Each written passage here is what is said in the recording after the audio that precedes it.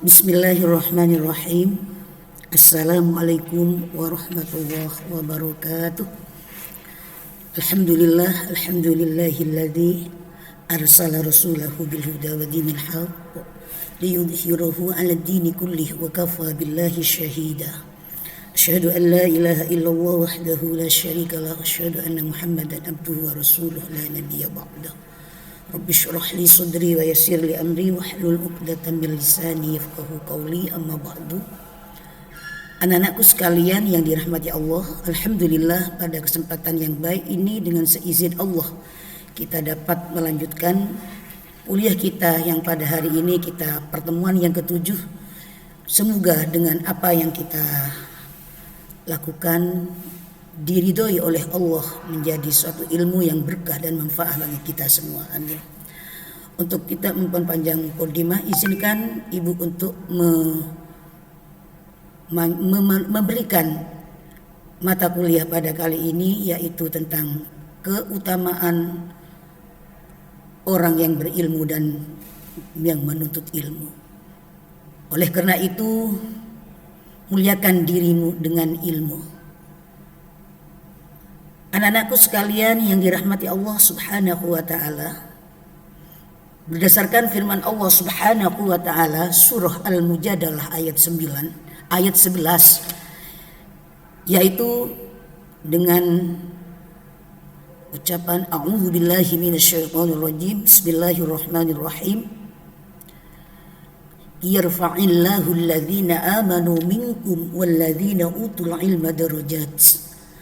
Al-ayah, yang artinya Allah akan meninggikan derajat orang yang beriman dan juga orang yang menuntut ilmu, yang berilmu dengan setinggi-tingginya derajat.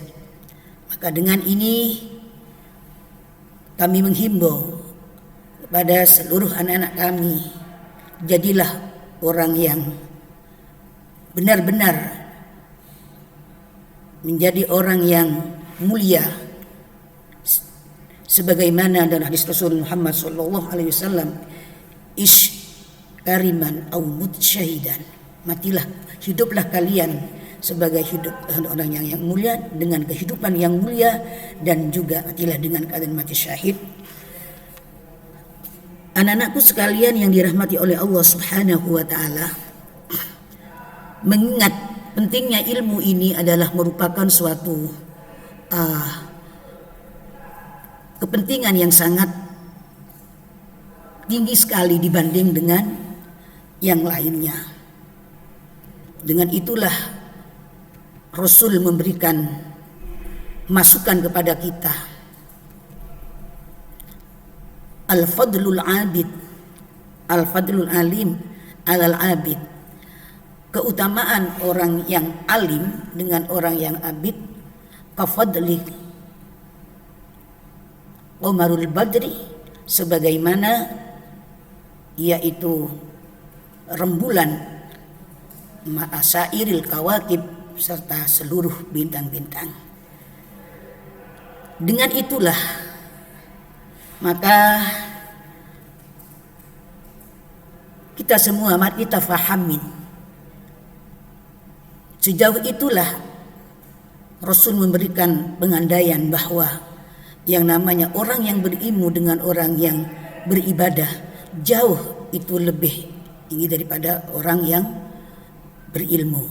Sebagai contoh konkret, ada seorang yang sedang beribadah tapi orangnya bodoh, tetapi ada orang yang tidur, dia orangnya alim.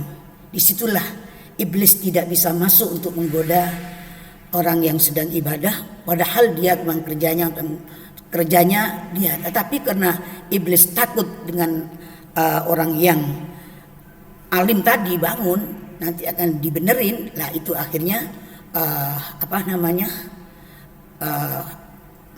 iblis tidak masuk untuk menggodanya. Maka dengan itu begitu mulianya dan begitu tingginya nilai derajat orang yang berilmu itu. Oleh karena itu anak-anakku sekalian, maka dengan itulah kami akan mengajak kalian semua bagaimana hidup ini, yang hidup kita ini agar supaya hidup yang mulia di sisi Allah Subhanahu wa taala atau di sesama kita manusianya, yang jelas adalah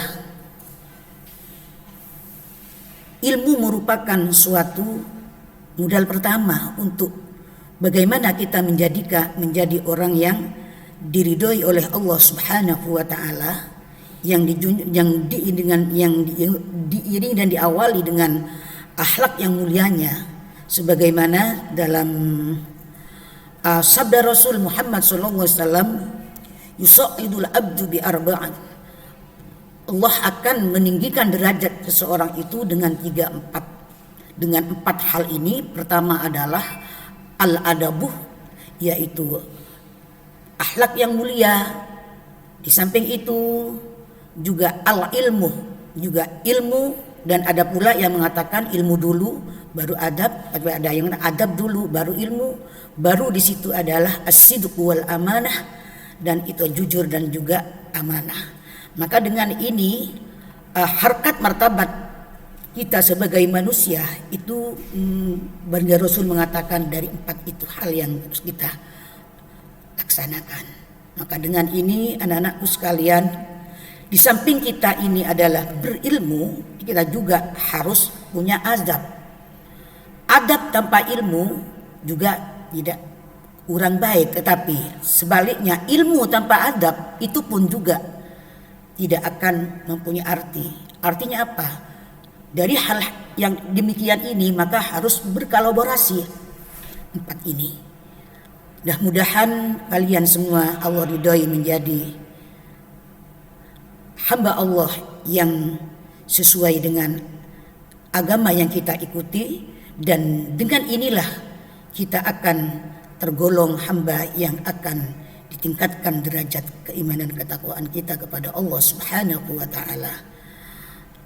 Bicara tingkatan, sejauh mana tingkatnya orang yang berilmu dengan yang tak berilmu, sebagaimana disampaikan oleh Ibnu Abbas, yang disampaikan oleh Ibnu Abbas, Rasul pernah menyampaikan lil ulama darajatun.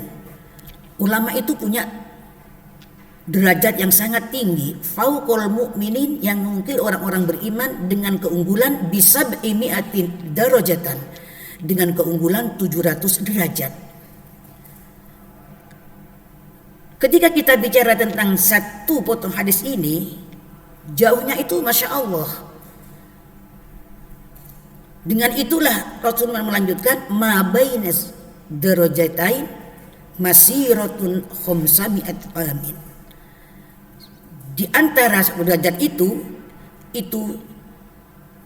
dengan satu tingkat sama dengan 500 tahun. Artinya satu tingkatan itu sama dengan 500 tahun perjalanan.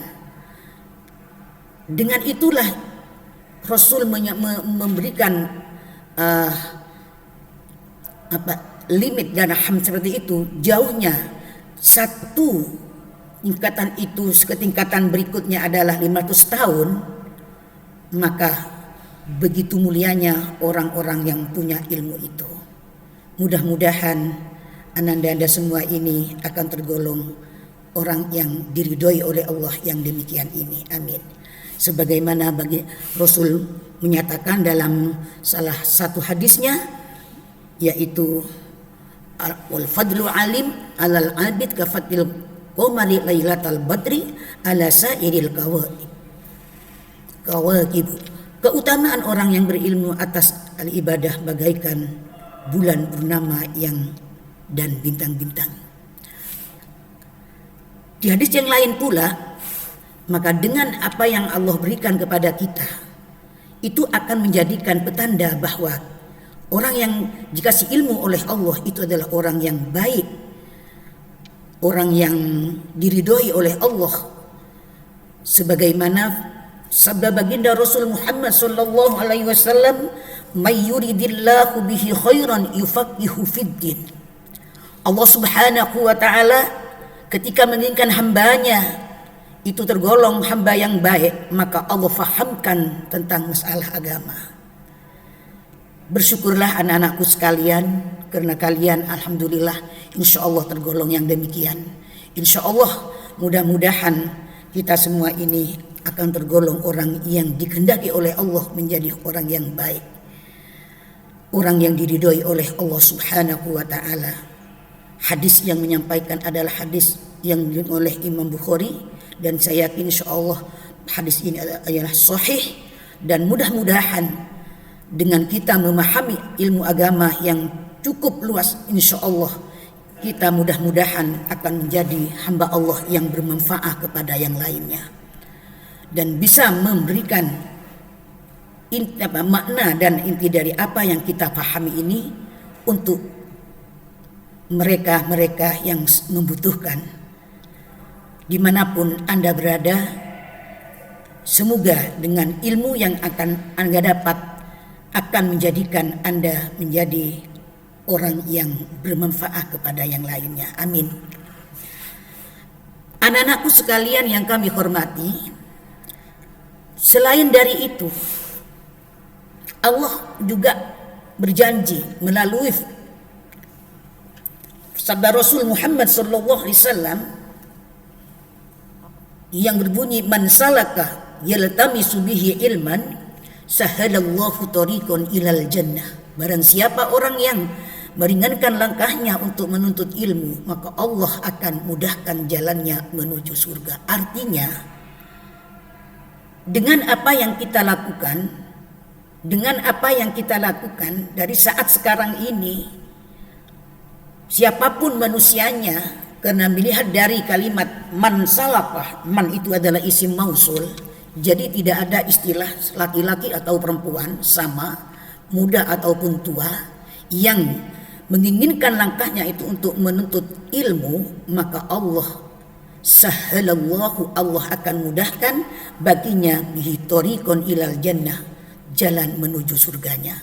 Semoga dengan apa yang kita lakukan ini akan memberikan harapan yang pasti, yang nyata. Insya Allah Allah akan memberikan tempat di surga nanti. Kata Kiai Maimun Zubair, dijelaskan, siapapun manusianya yang datang untuk menuntut ilmu, sekalipun sampai di tempat itu rotok-rotok ngantuk misalnya, capek, maka tetap orang itu akan mendapatkan tiket menuju surga. Artinya anak-anakku sekalian, termasuk kalian sekarang ini, insya Allah maka kita semua akan mendapatkan tempat nanti di surga. Amin ya rabbal alamin. Itulah begitu pentingnya orang menuntut ilmu, begitu pentingnya kita melaksanakan suatu kajian atau kuliah ini. Mudah-mudahan akan memberikan manfaat bagi kita semua, baik dunia maupun akhirat nanti. Yang jelas, dengan keberadaan kita di dunia ketika kita berilmu, maka yakin Allah akan memberikan juga derajat yang sangat baik bagi kita. Contoh saja, salah satu contoh yang konkret saja, misalnya orang yang melamar pekerjaan pasti itu ditanya lulusan apa, lalu di mana, kemudian di mana.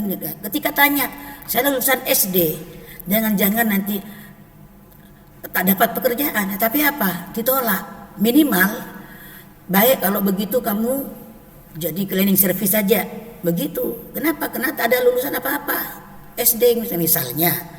Tapi ketika kalian adalah punya ilmu, apalagi yang sesuai dengan surat permohonan atau permintaan kebutuhan dari yang bersangkutan misalkan itu, maka dia akan menjadikan kamu, apalagi Anda dari spesialis tentang masalah yang diinginkan oleh perusahaan misalnya, maka yakin Anda akan diterima dan diberikan posisi yang baik pula. Itu artinya apa? Dengan ilmu itulah Allah angkat derajat kalian.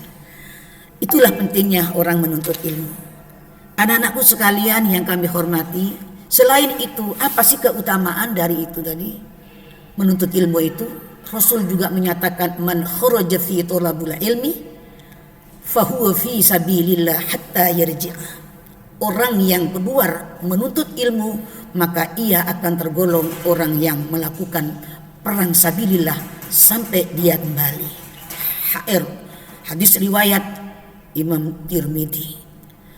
Anak-anakku sekalian, dari hal yang lain ternyata menuntut ilmu bukan hanya sekedar dunia saja, tapi saking jauhnya Rasul menyatakan bahwa menuntut ilmu adalah bagian daripada orang yang disamakan, statusnya sama dengan orang yang melakukan jihad fisabilillah.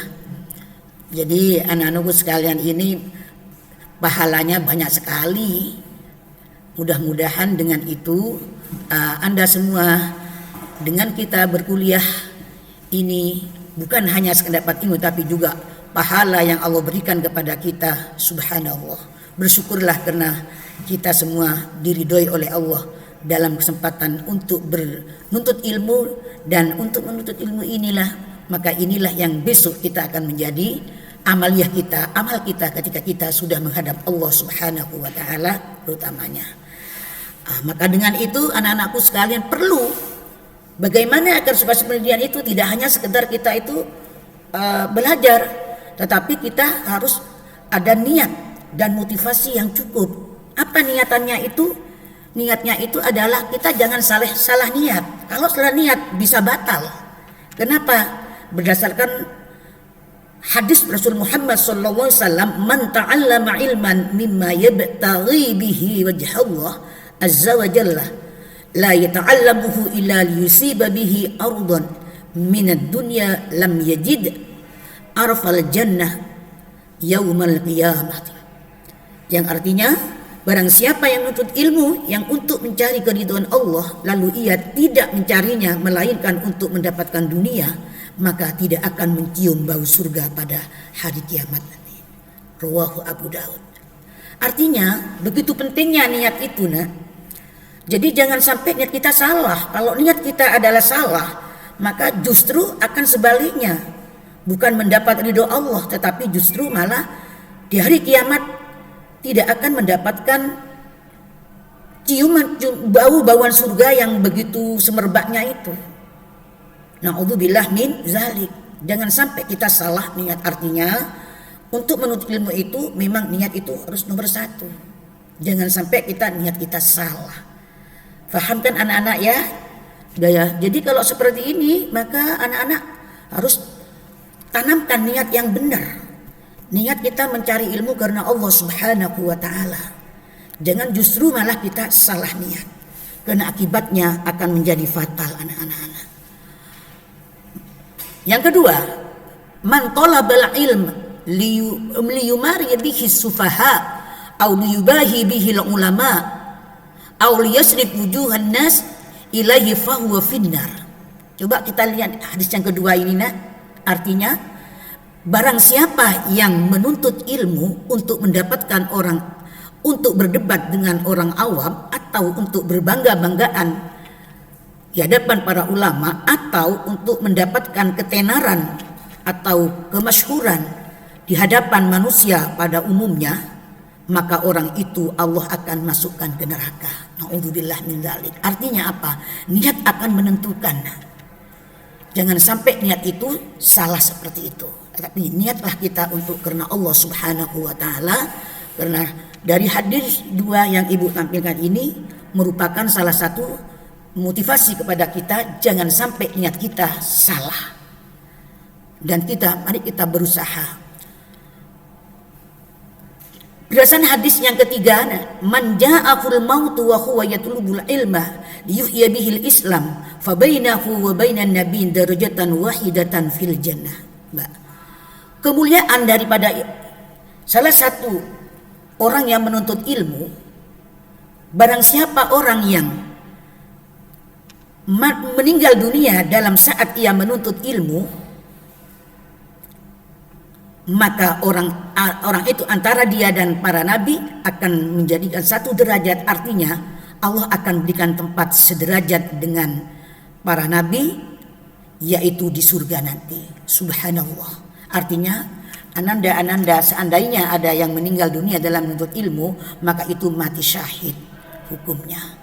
Saking mulianya orang menuntut ilmu tadi. Jadi ketika kita bicara tentang masalah ini, begitu besarnya anak-anakku sekalian, pahala kita dalam menuntut ilmu sampai sejauh itu. Seandainya kita dalam kondisi seperti itu, kita maka Allah akan ridhoi orang itu meninggal dalam keadaan, atau anak itu dalam keadaan meninggal dalam keadaan mati syahid. Anak-anakku sekalian yang dirahmati Allah Subhanahu wa taala. Tetapi dengan adanya kita menuntut ilmu, itu pun juga harus kita menjunjung tinggi akhlakul karimah. Artinya apa? Berilmu tanpa akhlak itu tidak akan terbaca. Tetapi ketika kita berilmu, berakhlak mulia, berakhlak dan berilmu, itu sangat memberikan contoh. Seperti yang Rasulullah sampaikan, ada seorang yang datang kepada Rasulullah SAW. Dia berkata, aku akan berbaiat kepadamu untuk berhijrah, dan aku tinggalkan kedua orang tuaku dalam keadaan menangis. Apa jawab Rasulullah? Rasulullah menjawabnya dengan sabdanya. Rasulullah bersabda, kembalilah kalian kepada kedua orang tuamu, dan buatlah kedua orang tuamu itu tidak menangis lagi. Buatlah kedua orang tuamu bisa ketawa lagi. Maka dengan itu Rasulullah sangat menjunjung tinggi akhlak yang mulia. Artinya seandainya saya dan kalian ini besok diridhoi oleh Allah menjadi orang yang mulia, jadi artinya apa? Jadi ustadz, jadi ustazah, jadi orang-orang yang penting di masyarakat misalnya. Tapi ketika orang tua kita, maka semua itu tinggalkan semua. Apa artinya kita membaca, apa kita artinya berdakwah, apa kita mengagama, tapi kalau orang tua kita ini sedang membutuhkan, kita semua harus taat kepadanya. Kita jadi dosen, kita jadi ini, tapi kalau orang tua kita, maka itu kita harus penuhi apa kepentingan orang tua kita. Mudah-mudahan, artinya apa? Rasulullah Muhammad SAW itu sangat menjunjung tinggi dengan adanya akhlakul karimah, terutama kepada kedua orang tua tadi. Baik anak-anakku sekalian yang dirahmati oleh Allah Subhanahu wa taala. Ketiga, perlu adanya kesungguhan dan kesabaran. Dalam menuntut ilmu itu adalah harus ada kesungguhan dan kesabaran. Ilmu tidak akan didapat kalau kita tidak akan ada komitmen, ada kesungguhan dan kesabaran. Kenapa kok begitu? Karena dalam hal yang demikian itu Allah Subhanahu wa taala memberikan kesempatan kepada kita untuk selalu berusaha bagaimana kita untuk mendapatkan ilmu itu. Maka Imam Syafi'i menyatakan, ada dalam salah satu kitab Ta'limul Ta'lim juga dijelaskan dengan kalimat ala la tanalul ilma illa bisittatin sa'umbika amma jamu'iha bibayani dakain wa khirsin wa tibarin wa bulwatin subati ustadin wa tuli zamani. Anak-anakku sekalian yang dirahmati oleh Allah Subhanahu wa taala, untuk mendapatkan ilmu itu tidak mudah. Perlu beberapa hal, antara lain adalah perlu adanya kecerdasan, wa khirsin dan kesungguhan, wa jitihadin, dan memang benar-benar kita harus ada komitmen, ada kesungguhan untuk belajar, jangan setengah-setengah. Begitu ada ujian di tengah, waduh saya mau berhenti saja, jangan. Kita juga perlu kesabaran. Dengan adanya kondisi-kondisi yang sering menyerang kita, apalagi orang berilmu itu banyak sekali godaannya. Maka itu kita harus tabah dan harus komitmen. Dan wabulghatin juga perlu juga kita punya bekal, punya dana untuk bisa melakukan yang baik. Contoh seperti misalnya adalah kita mau bikin, itu pun juga perlu minimal perlu paketan, kan begitulah ya nak ya. beli paket, belum paketan. Kalau nggak ada paketan tak bisa.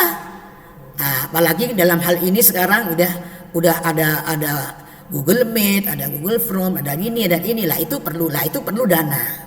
Termasuk beli pena pun kan kita juga bulu itu namanya. Wa irsyadu ustadin, dan kita harus mengikuti apa yang dibimbing oleh ustadznya. Jangan kita justru malah mohon maaf justru apa yang disampaikan oleh guru kita justru malah kita melecehkan. Artinya kita harus memuliakan. Salah satunya adalah juga mengikuti petunjuk-petunjuknya, bimbingannya, fatwanya. Selama itu dengan kondisi yang benar maka kita wajib mengikutinya. Begitu. Dan yang terakhir ini adalah watuli zamani, harus juga panjang zamannya. Artinya jangan pula baru masuk mau keluar lah, itu jangan. Artinya apa? Kalau memang program kita misalkan 4 tahun ini misalnya, ya kalau memang bisa di 3 tahun setengah nggak jadi masalah. Tapi maksud dari itu adalah bagaimana untuk mendapatkan ilmu itu memang perlu waktu yang cukup. Dalam arti waktu yang cukup tadi, waktu yang bagaimana Anda bisa menguasai apa yang misalkan seperti ini tuntutan akademik sekian SKS, maka Anda lakukan dengan sebaik-baiknya. Jangan sampai Anda justru malah dengan apa yang kamu lakukan itu tidak akan menjadikan suatu ilmu yang berkah, tidak menjadikan ilmu yang tak manfaat. Maka dengan ini Imam Syafi'i menyatakan bagaimana agar supaya ilmu kita akan berkah dan manfaat. Ada hadis yang menyatakan itu, maka salah satunya adalah jangan sekali-kali meremehkan gurunya. Kenapa? Orang yang meremehkan guru itu, satu, akan dihilangkan hafalannya. Yang kedua, akan tumpul akalnya. Dan yang terakhir, kata Rasulullah itu, Allah akan jadikan di akhir-akhir kemudian jadikan orang yang fakir. Na'udzubillah min dzalik. Itu salah satu untuk mendapatkan ilmu. Ada lagi yang menyatakan, Imam Syafi'i juga menyatakan, syaqautu ila waqi'in su'a hifdhi fa arsyadani ila tarkil ma'asi. Salah satunya lagi Imam Syafi'i mengatakan untuk ilmunya itu supaya berkah dan manfaat. Maka kata beliau, aku pernah mengadu kepada guruku namanya Kiwaki tentang buruknya hafalanku, maka ia menasihatkanku untuk meninggalkan maksiat-maksiat, karena menghafalkan ilmu adalah keutamaan, dan keutamaan Allah itu tidak akan diberikan kepada orang yang bermaksiat. Artinya anak-anakku sekalian, seorang berilmu ini ulama istilahnya, maka kita harus tahu siapa dirinya itu. Artinya apa? Jangan sampai berperilaku yang tidak benar, jangan sampai tidak berakhlak yang mulia, tapi jagalah hal itu, karena hal yang itu maka akan menjadikan salah satunya akan menjadi hafalannya hilang, dan ilmu itu tidak tumpul, tidak akan bermanfaat. Dan begitu pula ilmu itu hanya diberikan kepada orang yang tidak maksiat kepada Allah. Mudah-mudahan kalian semua, kita semua, Allah ridhoi yang menjadi hambanya yang seperti itu.